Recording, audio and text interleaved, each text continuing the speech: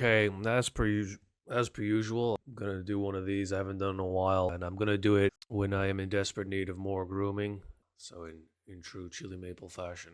These are our first reactions to the news, first thing in the morning, unscripted, ungroomed, and uncensored. I want to start with what did I just open? What inspired this? Russia threatens UK will pay the price after drones strike deep inside the country. That's not clickbaity at all. Check. 1, 2, 1, 2.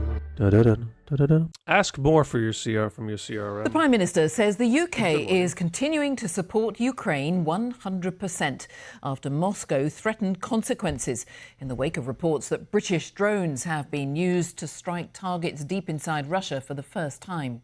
Russia's Foreign Minister Sergei Lavrov said his country has the right to regard Britain's involvement as participation in the Ukraine war. But Andy Burnham said Britain wasn't a fair weather friend. Here's our defence correspondent Jonathan good song Beale. by the Queens of Stone Age. Ukraine's been stepping up its long-range strikes on Russia. Last night, launching more than 600 drones towards the Moscow region. Oh, wow. Though Russia says it shot down I live many, in Latvia and I've heard that several sound people were injured. twice over the last 12 months. Just Nearly all of Ukraine's deep strikes have involved its weapons. Out of necessity, it's had to make its own long-range drones and missiles. But Ukraine's also been using Western weapons, including these UK-made and supplied drones. And it's given Ukraine the green light to hit targets inside Russia. This is the UK. The UK's given Ukraine the green light to fight back an invader. Okay, not sure they need the UK's permission to do that, unless I misheard that. Doing what it has long said it would do, which is to support Ukraine 100% against this illegal war led by Vladimir Putin. We Support, are providing not permission, support so that Ukraine can defend itself. President Putin warned of severe consequences for any nation interfering in his war from the very beginning. And at the start, only a few allies, including... What is when Vladimir Putin says interference? I get a little nervous because, like, what qualifies as interference in this man's mind? The UK sent Ukraine weapons, like short-range anti-tank missiles. The UK helped lead the charge to send more. First, heavy artillery guns, soon followed by Challenger tanks. And then longer-range weapons, like Storm Shadow missiles. Jokes aside, this is a good example, right? Because Putin defines this as interference, and others would define it as support. It's like, I'm just going to leave these here. What you do with it? Maybe that's what they mean when they see permission. What they're actually trying to say is the UK's supplying weapons and actively encouraging their use in the fighting against this illegal war. That's of reaching targets inside Russia. And most recently, drones with a range of around 200 miles. Tonight, Russia ramped up its rhetoric. I am not. We have the right to consider British missile strikes against the Russian Federation as direct involvement in the war, with all the ensuing consequences. Throughout the war, Russia's been testing Ukraine's allies. Increased naval activity with all the consequences. So the Russia's basically saying you might as well be pulling the triggers yourselves, and the UK is saying we're just leaving them here and supporting. And I think this is the political game, because the reason why the UK is doing that obviously is to diplomatically whitewash attacks and even sabotage. And they may say we're fighting, but we're not fighting. To see a continued campaign of sabotage or other means of covert disruption. But alongside that, maybe there might be a bit more that is testing European military readiness. So I can't help but European readiness. Yeah, testing European readiness. I can't help but wonder how much of this is the UK, Europe's, everybody, NATO's way of fighting the war without having to fight the war. Not so much as in to not provoke Russia and Vladimir Putin, because obviously, clearly from the messages, Russian foreign minister from politicians, ambassadors up to the, what do they call them, prime minister, president, they're all saying they're all provoked anyway. That's why they're saying you are fighting the war. So maybe, just maybe, all of this indirect involvement is, number one, to protect domestic politicians from their own constituencies. What do I mean? I mean politicians in the UK, Europe, and everywhere else not looking to the people that are voting that we are going to spend, we are going to send your kids, we're going to send your sons and daughters to war. We're going to put boots on the ground. This is like, oh yeah, we can do the quote unquote right thing and support Ukraine without putting any of your sons and daughters at risk or in direct danger. And the counter political move to that from Russia is saying, no, you are putting them in danger, indirect danger. And that's why, what was that quote in this video? It said, with the full consequences. Maybe that's what he means by there will be the full consequences. In other words, the direct consequences of your quote unquote indirect involvement in your fighting this war indirectly.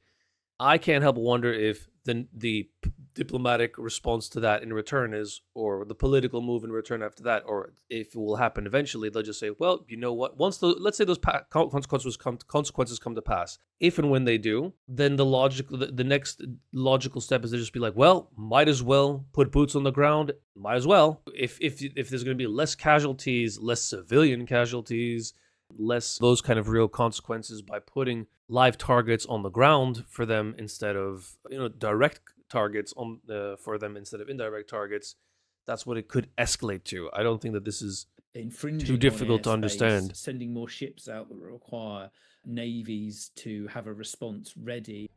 Russia's long viewed itself Europe's readiness but to have a navy ready. Retaliation still seems unlikely. Russian weapons can reach Europe, but they're being focused on Ukraine, which is still paying the heaviest price of all. Jonathan Beale, BBC News. Well, let's talk to our Ukraine correspondent, Dan Johnson, who joins me from Kyiv. Give us a sense, Dan, of just how big a role does the UK play in this war? Well, it is significant and it's been consistent. £16 billion has been spent on weaponry supplied to Ukraine since the start. What? £16 billion has been spent on supporting Ukraine. Was this? I don't think this was the cheaper option they went down. The indirect route, it seems, is not costing taxpayers less money. It might be costing them more. And the British economy is facing... It's not the drones. There are 150,000 if it makes economic sense for the UK to go to full-blown war mode, they'll do it. Ukraine is getting through, it is actually quite a small proportion. They use that many, roughly, in the average week. In the last year, if it'll protect the housing market, produced 10 million of its own drones. So it is great for... The King of England is the largest property owner in the UK. Real estate is the royal family's their primary source of income, their business. That's where that's all for international support. But off the record, some Ukrainian officials will express frustration at the speed of delivery of some of the weaponry that is supplied by the UK and other European nations, saying that bureaucracy sometimes means that technology only gets to them too late when this war has already evolved and moved on and their needs are different. British intelligence is very important to the Ukrainians, something they really value in terms of satellite data and imaging, which helps them conduct the drone warfare on the front line.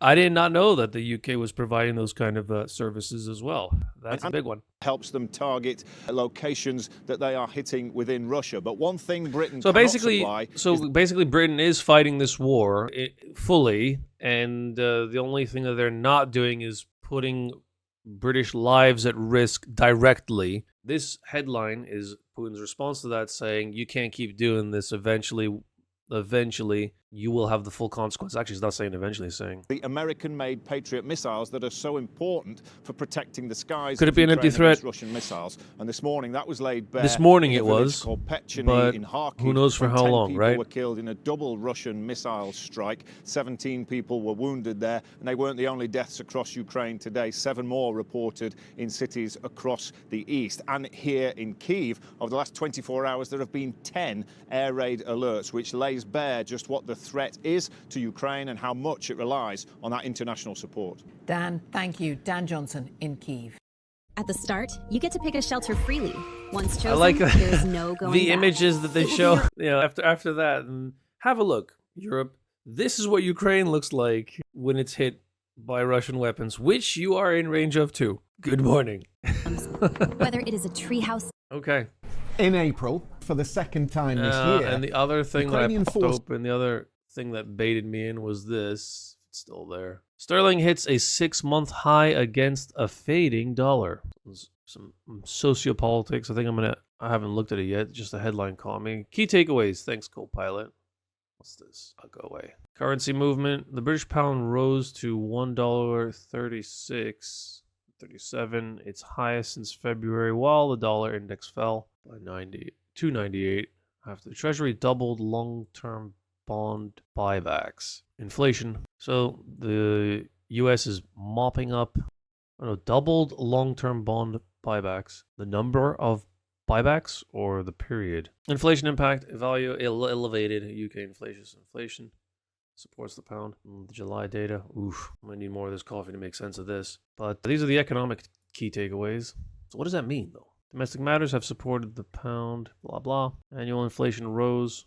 Yeah. Well, let's look at the simple economics of it. The pound's value is going up against the weak dollar. That'll make US imports cheaper, but it'll also make British exports more expensive against buyers in the US and currencies which are pegged to the dollar. Other countries around the world, and there's a lot of them, I don't know how many there are, but they call it the world economy, the world's currency for a reason. Every country holds large amounts of reserves in dollars. So basically, British exports globally will become more expensive.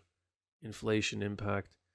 Okay, that means the average price of the cost of living and the cost of domestic raw materials are becoming more expensive too. So businesses in the UK that are importing will find it easier. And then, so technically speaking, if there was, let's say, British manufacturing could buy for cheaper with a stronger pound and then sell domestically at inflated prices, if incomes can keep up with inflation, that's actually kind of a win for British businesses importing and distributing domestically.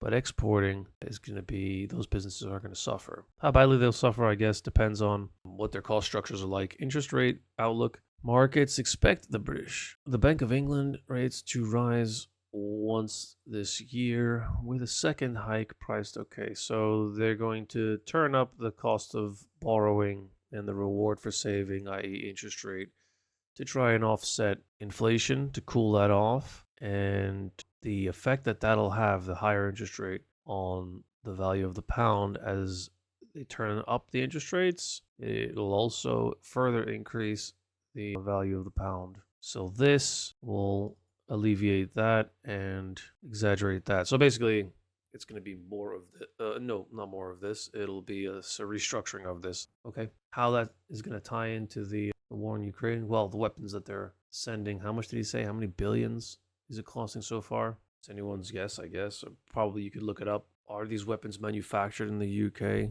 with parts that they import from the US or countries whose currency is pegged in dollars? If so, then it'll be cheaper to build those weapons in the UK, and it'll get even cheaper over the next year. At the same time, fingers crossed, it'll lower inflation, so it'll make the cost of living for people in Britain less. That is assuming, of course, that imported goods will get cheaper, and that looks like an economic win. It could be that they're just trying, because the incomes are not rising. That's an issue. So this is kind of a good outlook for people living in the UK, economically speaking. Politically speaking, though, if this is to make it cheaper for the UK to fund the war in Ukraine, like I said at the start of the video, that is, fighting a war is never a good thing. And you got Putin saying, oh, you're going to have full consequences. All right, that'll do for today, I think. Just a little quick one.